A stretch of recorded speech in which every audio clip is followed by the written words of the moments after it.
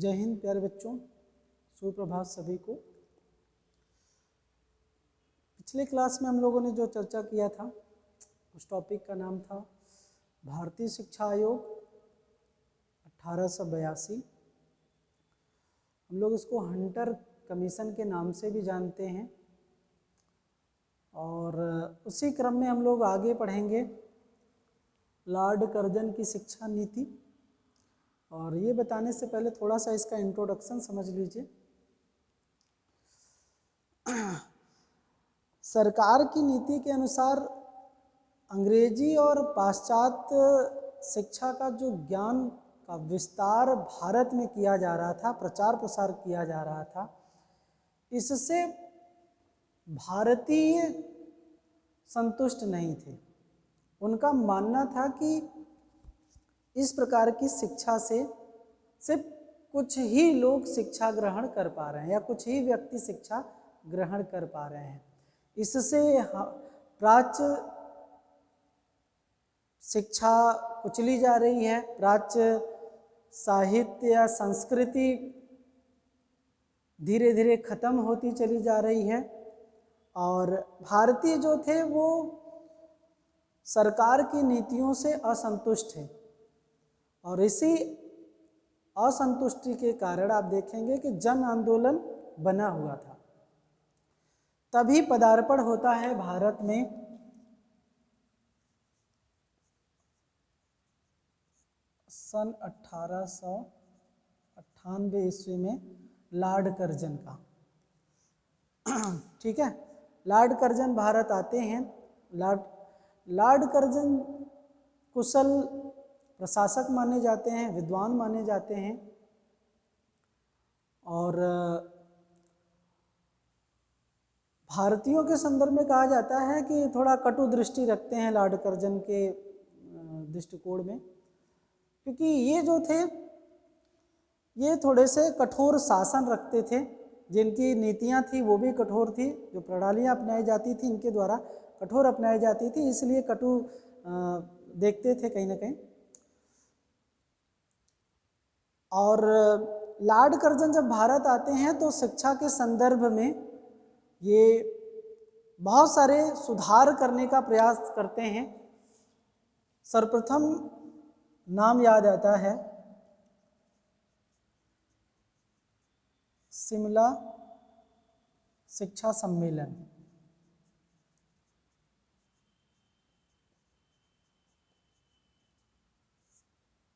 ठीक है, कब आया था? तो 1901 में आयोजित किया गया।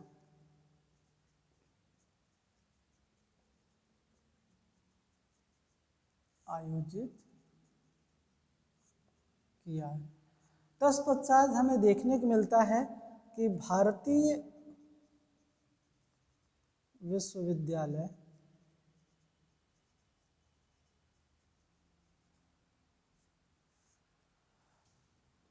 आयोग ये आया था 1902 में आयोजित किया गया था, या 2 में नियुक्त किया गया। ठीक है, अब इसी के सुझावों के आधार पर भारतीय विश्वविद्यालय आयोग भारतीय विश्वविद्यालय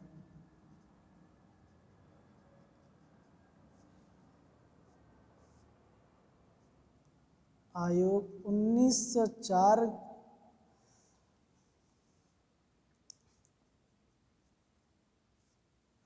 पारित करवाकर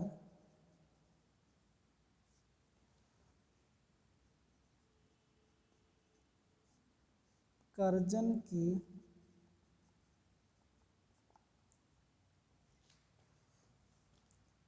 की शिक्षा नीति 1904 पेश की गई। ठीक है, यह सब भारतीय विकास के लिए अति महत्वपूर्ण नीतियां मानी जाती हैं, क्योंकि इन्हीं नीतियों से अगर आप देखेंगे तो भारतीय जो शिक्षा का डेवलपमेंट कहीं ना कहीं कुछ हद तक देखने को मिलता है, क्योंकि ये नीतियाँ जो थी वो जो पहले भारतीय शिक्षा नीति थी उसमें जो कमियां थी उन कमियों को सुधार करके लाई गई थी। ठीक है, जिसमें नाम आता है सबसे पहले, तो उन्हीं को पहले हम देखते हैं महत्वपूर्ण जो नीतियां हैं, जिसमें नाम आता है शिमला शिक्षा सम्मेलन। कब आया था? तो 1901 में आया था। अब प्यारे बच्चों एक चीज समझिएगा कि शिमला शिक्षा सम्मेलन 1901 भारतीय शिक्षा के पुनर्गठन तथा उसके व्यवहारिक जो स्वरूप प्रदान करने का जो लॉर्ड कर्जन ने 1901 में शिमला शिक्षा सम्मेलन का आयोजन करवाया, उस आयोजन में आप देखेंगे तो शिक्षा के जो प्रबंधक रहे हैं या प्रबंधकों को बुलाया गया था और मशीनरियों के जो समिति थे उन समितियों के जो सदस्य थे उनको भी संबोधित किया गया था या बुलाया गया था, और उसमें किसी भी भारतीयों को इस सम्मेलन में नहीं आमंत्रित किया गया था। और यही रीजन रहा है जिसके कारण से भारतीयों के मन में एक असंतोष हुआ, क्योंकि ये जो सम्मेलन था वो काफ़ी गोपनीय रही है और इसकी गोपनीयता इतनी थी कि कहीं भी ये प्रकाशित नहीं हुआ। ठीक है, किसी भी पत्रिका में इसका सम्मेलन से संबंधित कुछ भी तथ्य प्रकाशित नहीं किए गए। इससे और भी अगर देखते हैं तो भारत या भारतीय शिक्षाविद जो थे उनके मन में एक विद्रोह, एक असंतुष्टि देखने को मिलता है कि ये लॉर्ड कर्जन कहीं हमारे विरुद्ध कोई ऐसा नीति न निकाल दे जो हमारी शिक्षा व्यवस्था को कहीं ना कहीं और नीचे ले जाने का काम करे। ठीक है, लेकिन ये जो सम्मेलन था वो लगभग जो है 15 दिन चलता है। 15 दिन सम्मेलन चलने के पश्चात 150 दस्तावेज जो थे वो या कह सकते हैं 150 प्रस्तावों को पारित किया जाता है। अब इसकी कार्यवाही इतनी गोपनीय थी कि भारतीयों को ये विश्वास हो गया कि ये जो नीति अपनाई गई है वो हमारे विरुद्ध अपनाई गई होगी ना, और भारतीयों ने लॉर्ड कर्जन को संदेह की दृष्टि से कहीं ना कहीं देखना प्रारंभ कर दिया। लेकिन लॉर्ड कर्जन जो हैं वो शिमला शिक्षा सम्मेलन जो 1901 में आयोजित किया गया था उसके आधार पर 11 मार्च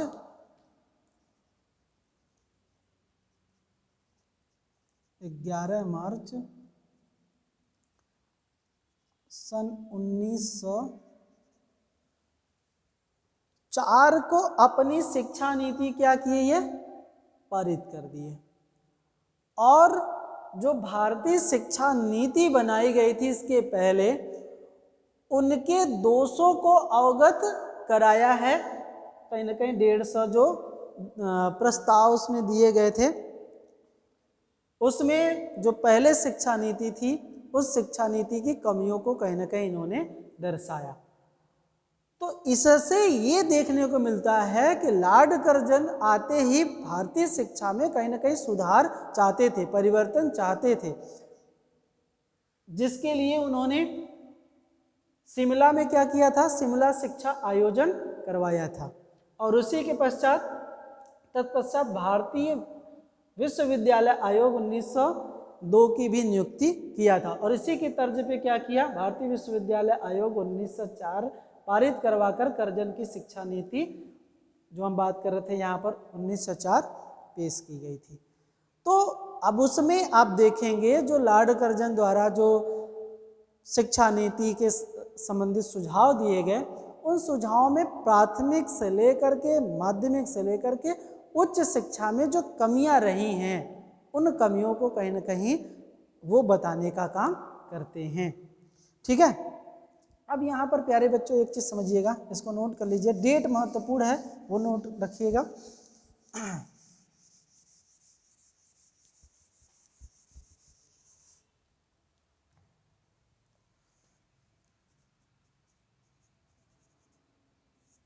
भारतीय शिक्षा के पहले दोष क्या हैं वो जान लेते हैं, जो लॉर्ड कर्जन ने बताया। ठीक है, जो तत्कालिक भारतीय शिक्षा चल रही थी उसको लॉर्ड कर्जन अध्ययन करके लिखता है, कहता है कि 5 गांवों में से 4 गांवों में कोई विद्यालय ही नहीं खुले हैं। उन 4 बालकों में से या किसी 4 बालकों में से 3 बालक विद्यालय ही नहीं जाता है। 40 बालिकाओं में से 1 बालिका सिर्फ विद्यालय पहुंच पाती है। तो कहीं ना कहीं अपने आप में जो शिक्षा व्यवस्था है, भारतीय शिक्षा जो व्यवस्था चल रही है, उसमें बहुत कमियां देखने को मिलती हैं। ये लॉर्ड कर्जन का मानना था। अब इसमें सुधार की आवश्यकता है, और सुधार कैसे किया जाए, तो उसने कहीं ना कहीं प्राथमिक शिक्षा से संबंधित सुझाव प्रस्तुत किए।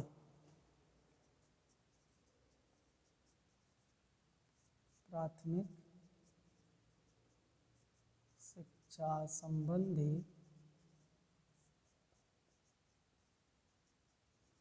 सुझाव लॉर्ड कर्जन देता है। ठीक है, वो कहता है प्राथमिक शिक्षा जो 2 वर्ष के प्रशिक्षण लिए हों, उन्हीं शिक्षकों को नियुक्त किया जाए शिक्षण कार्य देने के लिए। पहली चीज कि प्रशिक्षण युक्त शिक्षकों को वहां पे नियुक्त किया जाए। दूसरी चीज लॉर्ड कर्जन कहते हैं कि अच्छा, भारतीय शिक्षा में हमने दोष तो गिनाया ही नहीं, थोड़ा सा छूट गया, मैं यहाँ पे बता ही नहीं पाया कि क्या क्या दोष देखने को मिलता है मैंने। तो यहाँ पे थोड़ा सा पहले आप पॉइंट नोट कर लीजिए, क्योंकि ये महत्वपूर्ण है, फिर इसके बाद पश्चात यहाँ पे हम आएंगे। ठीक है, पहले इसको समझा देते हैं। पहली चीज़ जो दोष देखने को मिला भारतीय शिक्षा में लॉर्ड कर्जन के अनुसार, वो दोष ये देखने को मिलता है, वो कहते हैं कि भारत में जो शिक्षा दी जा रही है वो साहित्यिक शिक्षा दी जा रही है, व्यवसायिक शिक्षा पर जोर नहीं दिया गया है। अरे भाई, सभी लोग क्या साहित्य के ही विद्वान बनेंगे? कुछ तो जीविकोपार्जन वाली शिक्षा दी जानी चाहिए, जिससे वो अपने समाज में जाकर के अपना जीविकोपार्जन, अपने परिवार का जीविकोपार्जन कर सकें। तो इसलिए उनको लगता है कि ये जो शिक्षा दी जा रही है वो कहीं ना कहीं दोषपूर्ण है, व्यवसायिक शिक्षा को भी महत्वपूर्ण स्थान मिलना चाहिए। दूसरा जो दोष उनको समझ में आता है, वो कहते हैं कि शिक्षा में रटने पर बल दिया जा रहा है, सीखने पर बल नहीं दिया जा रहा है। तो रटने वाली प्रणाली उतनी अच्छी नहीं है, सीखने पर जोर देने की बात लॉर्ड कर्जन कहते हैं। तीसरी जो महत्वपूर्ण दोष वो गिनाते हैं, कहते हैं कि जो माध्यमिक शिक्षा ली जा रही है उसमें आप देखेंगे तो सिर्फ लोग नौकरियों के लिए शिक्षा प्राप्त करना चाहते हैं और नौकरियों के लिए प्रतियोगिताएं, परीक्षाओं के लिए पास कराना चाहते हैं। तो ऐसी शिक्षा बंद कर देनी चाहिए, बल्कि ऐसी शिक्षा दी जानी चाहिए जिससे बच्चे का सर्वांगीण विकास हो। उसके साथ साथ ये कहते हैं कि उच्च शिक्षा में सरकारी पदों के लिए सिर्फ पढ़ाई नहीं पढ़ना चाहिए, कि सिर्फ सरकारी पदों के लिए, नियुक्ति के लिए ही पढ़ लिया जाए।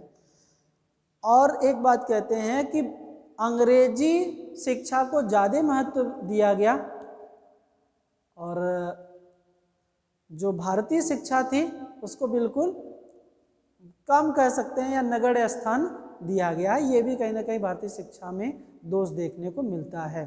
उसके साथ साथ उच्च शिक्षा का जो स्थान है वो काफ़ी संकीर्ण हो जाता है, ये कहीं ना कहीं भारतीय शिक्षा से संबंधित दोषों को अवगत कराते समय लॉर्ड कर्जन ये बात कहते हैं। एक बात और कहते हैं कि जो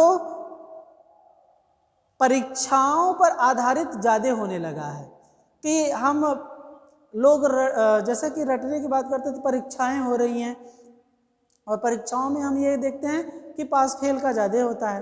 तो पास फेल करना नहीं है, बल्कि उनकी कमियों को पहचानना है, जानना है, उसके आधार पर उनको शिक्षा दी जानी चाहिए। तो ये दोष कहीं ना कहीं लॉर्ड कर्जन ने अवगत कराया।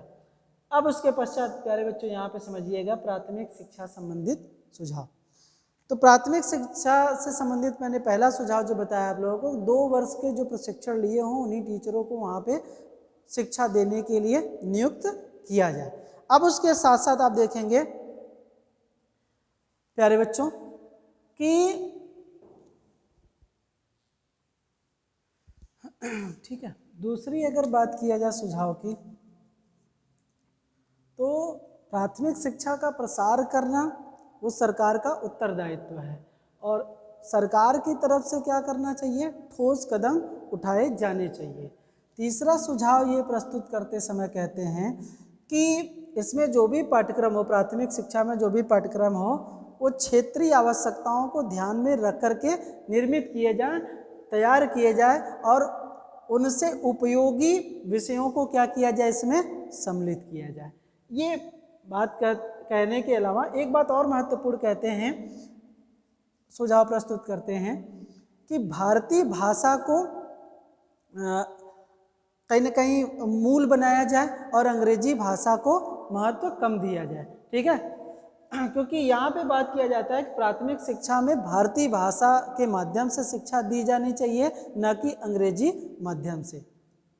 तो क्योंकि भाई जाहिर सी बात है, यहाँ पर लोग हिंदी बोलने वाले, हिंदी समझने वाले, या भारतीय हिंदी नहीं बल्कि हम कह सकते हैं भारतीय भाषाओं को जानने वाले हैं, समझने वाले हैं। अगर उनको अंग्रेजी माध्यम से शिक्षा दिया जाएगा तो क्या समझ पाएंगे? क्या बिल्कुल नहीं समझ पाएंगे। तो इसलिए क्या कहा गया, प्राथमिक स्तर पे भारतीय भाषा के माध्यम से सिखाया जाए, न कि अंग्रेजी माध्यम से। अच्छा, सबसे महत्वपूर्ण एक बात कही गई कि प्राथमिक शिक्षा में जो शिक्षण विधियों का विकास किया जाए, और लॉर्ड कर्जन का मानना है कि किंडरगार्टन कहीं ना कहीं विधि के माध्यम से बच्चों को सिखाया जाए, या किंडरगार्टन प्रणाली कही जाती है, उस प्रणाली के माध्यम से बच्चों को सिखाया जाए। कह सकते हैं कि खेल के माध्यम से बच्चों को सिखाने की बात कहीं ना कहीं ये कहते हैं। ठीक है, ये तो हो गया प्राथमिक स्तर के सुझाव, जो महत्वपूर्ण बातें मैंने आप लोगों को बताया। याद रहेगा ना कि इसका प्रसार करने का उत्तरदायित्व सरकार को दिया गया। सरकार को कहा गया कि इसके प्रारंभिक शिक्षा के प्रचार प्रसार के लिए ठोस कदम उठाया जाए। दूसरी चीज़ कि यहाँ पे जो प्रारंभिक शिक्षा दी जा रही हो हिंदी भारतीय भाषाओं के माध्यम से दिया जाए, न कि अंग्रेजी माध्यम से। शिक्षण विधियों में सुधार किया जाए, किंडरगार्टन प्रणाली द्वारा दिया जाए। ठीक है, और उसके साथ साथ क्षेत्रीय जो आवश्यकताएं हैं उनको ध्यान में रख करके पाठ्यक्रम का निर्माण किया जाए और वही से संबंधित विषयों को सम्मिलित किया जाए। उसके पश्चात है माध्यमिक शिक्षा संबंधी सुझाव प्यारे बच्चों। ठीक है, इसमें जो पहला सुझाव देखने को मिलता है प्यारे बच्चों, वो ये मिलता है कि सरकारी जो गवर्नमेंट स्कूल हैं, जो गैर सरकारी विद्यालय हैं, उसी सरकारी तर्ज पे ही खुलने चाहिए। पहला सुझाव। दूसरा सुझाव ये है कि जो गैर सरकारी विद्यालय हैं उनको समय समय पर सहायता अनुदान राशि भी पहुंचाई जाए। तीसरा जो सुझाव प्रस्तुत किया गया कर्जन के द्वारा, वो ये कहा गया कि इसमें जो भी शिक्षक होंगे वो प्रशिक्षण युक्त या कुशल शिक्षकों की नियुक्ति की जाए, जो महत्वपूर्ण भी है। अब सरकारी या माध्यमिक विद्यालयों में ये कहा गया कि व्यावसायिक शिक्षा प्रदान करने पर जोर दिया जाए, क्योंकि यहीं से क्या होता है, माध्यमिक शिक्षा के जो कि आप देखे होंगे कि अगर हमने भारतीय शिक्षा की बात किया था तो माध्यमिक शिक्षा में 2 वर्गों को विभाजित कर दिया गया ना। उसमें कह दिया गया कि साहित्यिक एक तो शिक्षा लेंगे, दूसरा व्यवसायिक शिक्षा लेंगे। लेकिन यहाँ पे ये बात कही जाती है कि ये माध्यमिक जो शिक्षा दिया जाए वो आदर्श भूमिका निभाए, और वो ऐसी आदर्श भूमिका निभाए ताकि जो लोग ठीक है साहित्यिक शिक्षा लेना चाहते हैं वो उच्च शिक्षा लेंगे, लेकिन व्यवसायिक शिक्षा पर ज़्यादा जोर दिया जाए, क्योंकि इसके पश्चात बहुत ज़्यादा लोग उच्च शिक्षा ग्रहण नहीं कर पा रहे थे। तो जो माध्यमिक शिक्षा ग्रहण कर रहे हैं उनको व्यवसाय तो मिल पाए, तो ऐसी व्यवसायिक शिक्षा आदर्श रूप में दी जानी चाहिए। उसके पश्चात नेक्स्ट जो है ये बात कही जाती है कि प्राथमिक विद्यालयों को ऊंचा उठाने का प्रयास किया जाए। पुनरुत्थान की बात की जाती है वो लॉर्ड कर्जन के द्वारा। अब यहाँ पर फिर वही बात आती है कि पाठ्यक्रम व्यवसायिक शिक्षा सम्मिलित की जाएगी, जिसमें योग्य शिक्षक होंगे, नियुक्त किए जाएंगे, वो पढ़ाएंगे, और उनके साथ साथ ये भी कहा जाता है ना उनको उचित वेतन भी प्रदान किया जाए ताकि वो माध्यमिक विद्यालय में आकर के उचित समय पर शिक्षा प्रदान करें। अन्यथा जो हम जिस शिक्षा की बात कर रहे हैं वो शिक्षा शायद उनको नहीं मिल पाएगी। ये महत्वपूर्ण सुझाव कहीं ना कहीं माध्यमिक स्तर पर कर्जन ने प्रस्तुत किया। उसके पश्चात है उच्च शिक्षा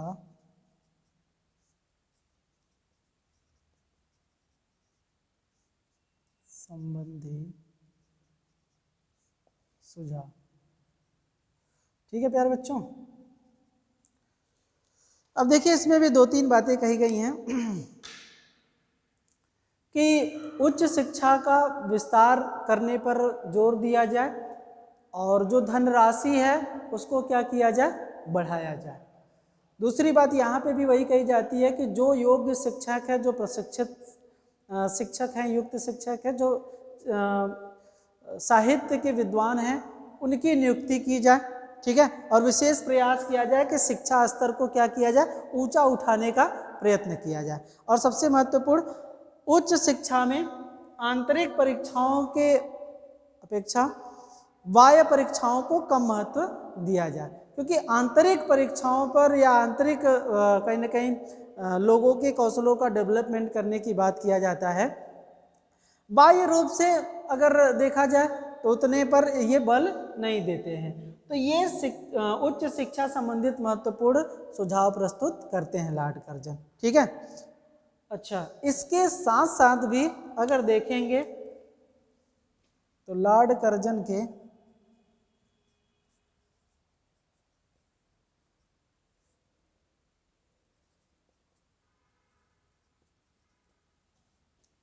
अन्य शिक्षा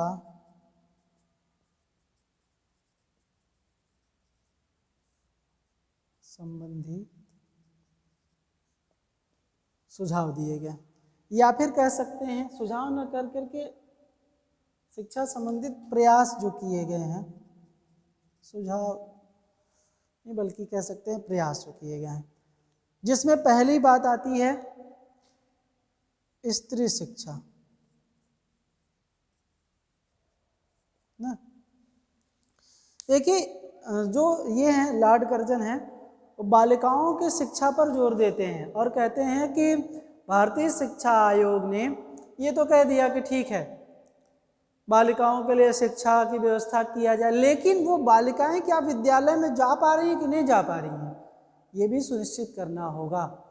क्योंकि जब बालिकाओं के लिए क्या किया जाए, बालिका विद्यालय खोले जाएं और वहाँ पर बालिका या महिला शिक्षकों की नियुक्ति किया जाए और वहीं पे बालिकाओं के लिए रहने के लिए आवास की व्यवस्था किया जाए, तभी हम बालिका या स्त्री शिक्षा को बढ़ावा दे सकते हैं। अन्यथा और संभव हो तो विद्यालय बालिकाओं के लिए निकट ही स्थापित किए जाए। अगर बहुत दूर विद्यालय होंगे तब भी थोड़ी सी संभावना होती है कि कम बालिकाएं वहाँ पर शिक्षा लेने के लिए जा पाए। तो इसलिए कहीं ना कहीं कह सकते हैं कि स्त्री शिक्षा के संदर्भ में लॉर्ड कर्जन ने ठोस कदम उठाए थे। ठीक है प्यारे बच्चों, ठीक है। यहाँ पे ये बात कहीं ना कहीं स्त्री शिक्षा के संदर्भ में बात करते हैं, प्रयास करते हैं ये। अब उसके पश्चात अगर देखते हैं नैतिक शिक्षा की बात आती है। ठीक है। लॉर्ड कर्जन जो है वो ये मानते हैं कि सभी शिक्षण संस्थाओं में क्या किया जाए, नैतिक शिक्षा संबंधित ज्ञान प्रदान किया जाए। अब उनके लिए विविध प्रकार के कहते हैं पुस्तकों का निर्माण किया जाए, या फिर भारतीय जितने भी महापुरुष हैं उनके जीवनियों के बारे में अध्ययन कराया जाए, या फिर उनके साहित्य से परिचय लोगों को कराया जाए, ताकि उनके अंदर नैतिक गुणों का विकास हो सके। तो कहीं ना कहीं लॉर्ड कर्जन का मानना था कि नैतिक शिक्षा भी महत्वपूर्ण स्थान रखती है और बच्चों में नैतिक शिक्षा दी जाए। और जो भारत के महापुरुष हैं और साहित्यकार हैं, या फिर कह सकते हैं कि बहुत सारे जो ये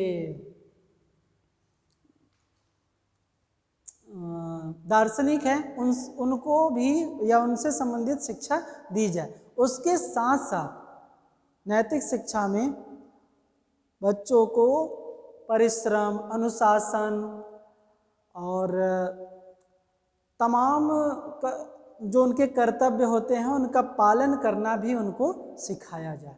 ये चीज़ें नैतिक गुणों के अंतर्गत आती हैं। अगर ऐसे बच्चे के अंदर डेवलपमेंट होता है तो माना जाता है कि नैतिक शिक्षा दी जा रही है। तो ये भी कहीं ना कहीं लॉर्ड कर्जन शिक्षा की बात करते हैं। अब उसके पश्चात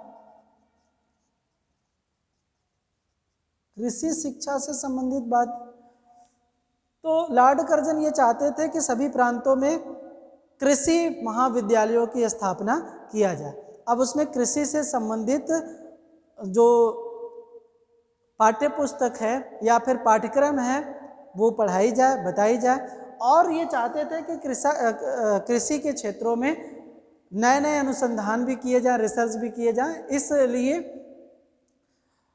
कृषि शिक्षा पर ये जोर देते हैं और ये चाहते थे कि कृषि को आगे बढ़ाया जाए।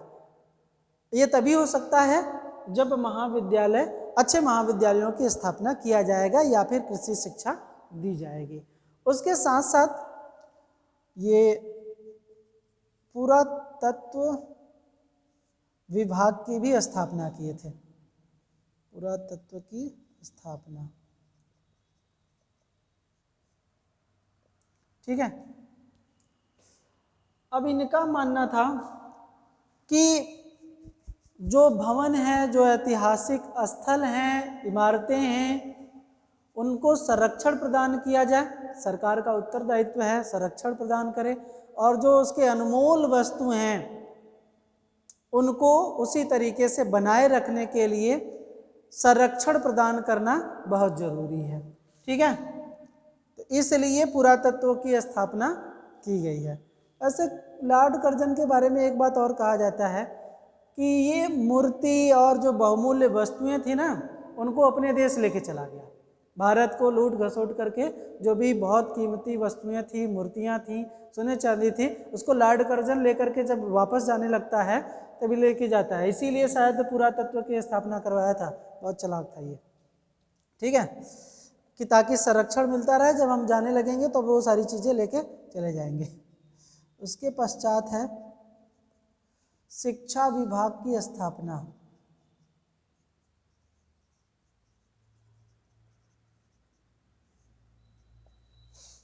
ठीक है।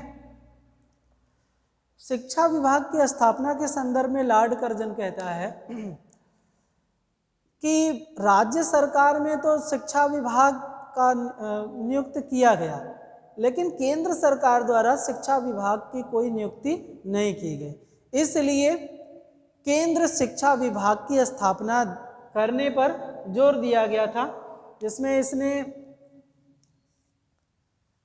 केंद्र शिक्षा विभाग में जब ये नियुक्त करता है तो उसमें डायरेक्टर जनरल ऑफ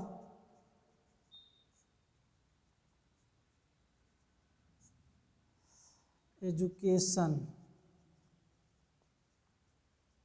की नियुक्ति करता है, ठीक है, जो कि केंद्र शिक्षा विभाग की देखरेख करेगा। तो इस संदर्भ में अगर देखा जाता है तो कहीं ना कहीं जो लॉर्ड कर्जन की शिक्षा नीति थी वो कुछ हद तक कठोर तो था ही, लेकिन कुछ हद तक ये माना जाता है कि भारतीय शिक्षा के लिए जो नीतियाँ बनाई वो सही भी सिद्ध होती हैं। प्राथमिक सेक्टरों में और उच्च सेक्टरों में अगर इसके मूल्यांकन की बात किया जाए, मूल्यांकन रूप में अगर हम देखते हैं तो ये मानता है कि जो प्राथमिक सेक्टर हो या माध्यमिक सेक्टर हो या उच्च सेक्टर हो, उचित धनराशि जितनी भी महसूस की जाती है उसको बढ़ाई जाए। तो कुछ हद तक ये अपने प्रस्ताव में बढ़ाता भी है, ठीक है। तो ये बहुत बड़ा लाभ देखने को मिलता है शिक्षा जगत में। और उसके साथ साथ जो केंद्र शिक्षा विभाग की स्थापना किया था उसमें कार्य प्रणाली में आप देखेंगे तो बहुत ज़्यादा सुधार ये केंद्र शिक्षा प्रणाली के बनने से सुधार देखने को मिलता है। माध्यमिक शिक्षा के लिए जो दी जा रही शिक्षा होती है उसमें भी ये कहता है कि उचित धनराशि देने की आवश्यकता है, ठीक है, और वो बहुत हद तक प्रयास करता है जो कि उचित धनराशि दी जाती है। भारतीय विश्वविद्यालयों के संदर्भ में भी ये कहता है कि वहाँ भी धनराशि दी जानी चाहिए जिससे कि हम शिक्षा के स्तर को क्या कर सके, ऊंचा उठा सके। वहाँ पे जितने भी साधन हैं उन साधनों में अगर बढ़ोतरी किया जाए ताकि हम वो चाहता था ना कि सिर्फ मात्रात्मक नहीं बल्कि गुणात्मक वृद्धि होनी चाहिए। तो वो गुणात्मक वृद्धि के लिए कहीं ना कहीं धनराशि का होना जरूरी है, तभी हम जो प्रशिक्षण है, रिसर्च है, उस पर हम ज़्यादा खर्च कर सकते हैं।